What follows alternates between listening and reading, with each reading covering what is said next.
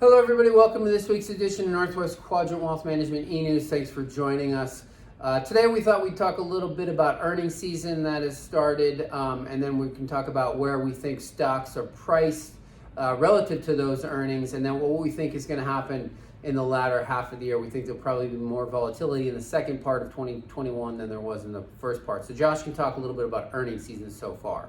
Bit of buy the rumor, sell the news here this week as we wrap up the first major week of earnings season, with especially all the big integrated money center banks reporting in line with expectations. They all completely blew it out of the water. We're seeing 70% earnings growth year on year. The big story here is it's really actually just a resumption of the earnings growth trend prior to COVID.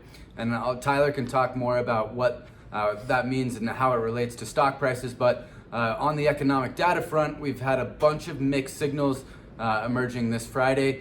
Pretty soft consumer expectations, which is a bit surprising, but that's also offset by retail sales that beat. So the market's sort of in this holding pattern as we get a lot of mixed signals emerging and maybe a little bit of an earnings growth scare out there. But again, earnings are at peak growth, so the delta, meaning the rate of change, is likely going to decelerate here over the next couple quarters as we look back to 2020 comps. So we still think earnings are going to continue to grow. They're just not going to grow as fast as they have over the last year, because remember, as Josh said, that year-over-year comp was an easy one to beat. But if we look back to if we take COVID out of the equation and we look at earnings growth from 2019, it's sort of on that trend line.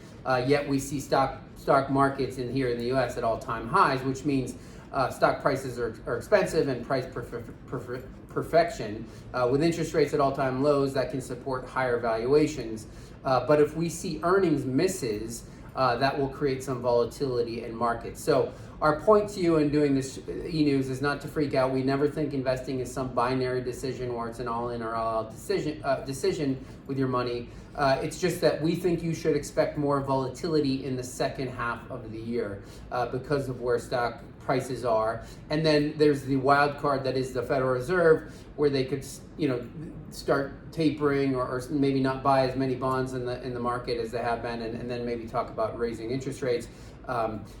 They doubled down this week saying that they're going to continue to keep the pedal to the metal, but as the data changes, they're going to have to change their tune. So our point in this e-news is for you, our clients, to expect more volatility in the second half of the year. The first part of the year was pretty easy. Earnings growth was in line with expectations, and so stocks ripped higher. But we think there'll be probably more headwinds in the second half of the year because there's so many unknowns, and those year-over-year comps are going to get harder and harder to beat, so that earnings deceleration growth will probably happen in 2021, and then there'll be some misses in certain parts of the economy, and we'll see volatility. And the important thing to know for our clients is that we own quality. Owning quality, we think, on a go-forward basis is the way to go.